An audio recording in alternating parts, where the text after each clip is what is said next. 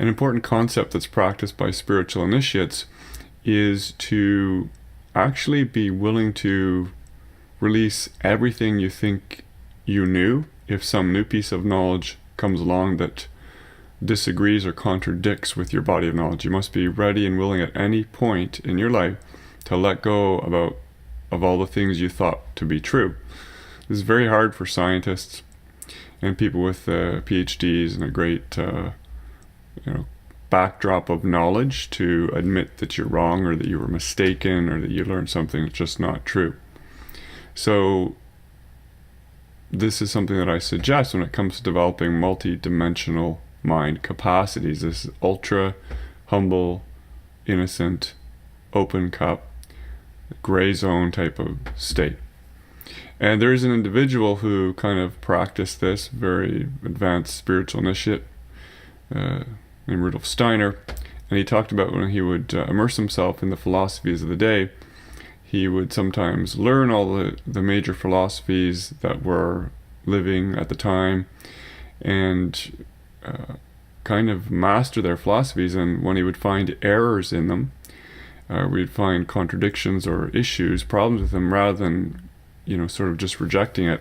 What he would do is immerse himself so fully in some of these error-prone philosophies that what would come out is a new version, a new realization about the nature of reality. It's almost like he would take something that was problematic and digest it internally and then transmute it into its highest good so that a new knowledge would emerge.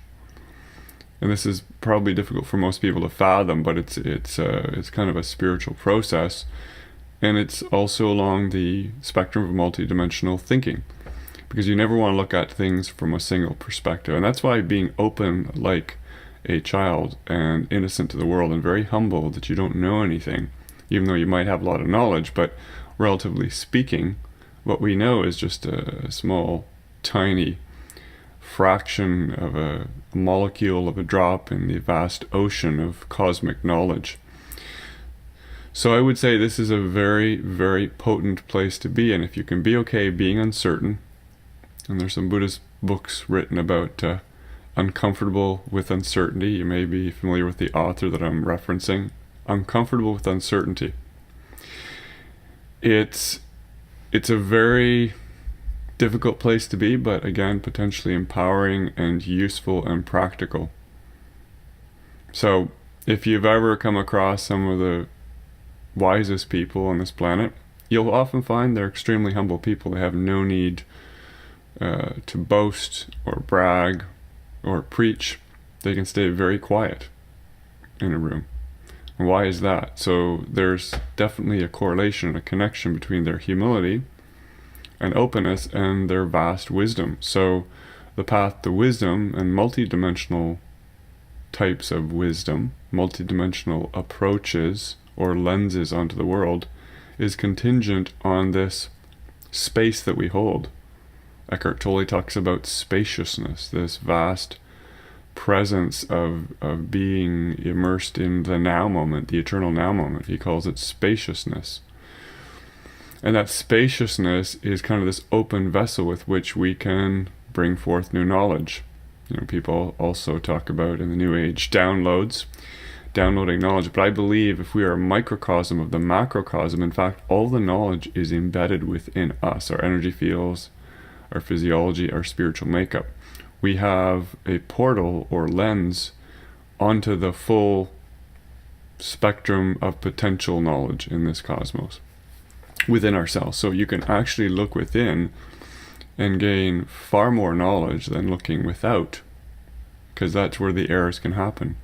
In other people, books, philosophies, internet, videos, teachings, it's very easy to give our power away by wanting to get the information or the knowledge from out there somewhere. Even if it's a download from some unknown source, it's still getting it from outside of us. But if you really tune into the possibility that you have this infinite access to the vast spectrum of knowledge within this infinite universe, then you will embrace the power that you have as a sovereign being in a human body that can tap into potentially any piece of knowledge any time, any place, and any aspect of what is true, what exists, what can be known. So I hope you've enjoyed this spontaneous session on the nature of truth and beingness, and really it's all about the state with which you approach reality, other people, human knowledge, books, information. It's all about your state. Okay, and this is even true of accelerated learning principles. You want to be motivated, you want to be positive, you want to be relaxed. So if we can take that further, the path to wisdom is very similar. It's all about your internal state.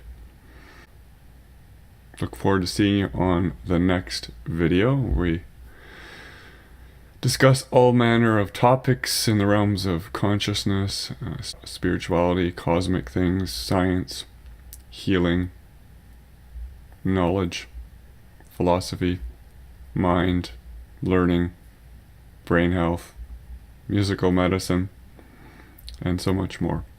So I enjoy actually doing one-on-one work with people in a kind of empathic counseling format. I do holistic life coaching, and I do brain health consultations, all very potent. So if you're interested, link below I should say, at malachicounseling.com, and book a session with me. Have a great day. Cheers.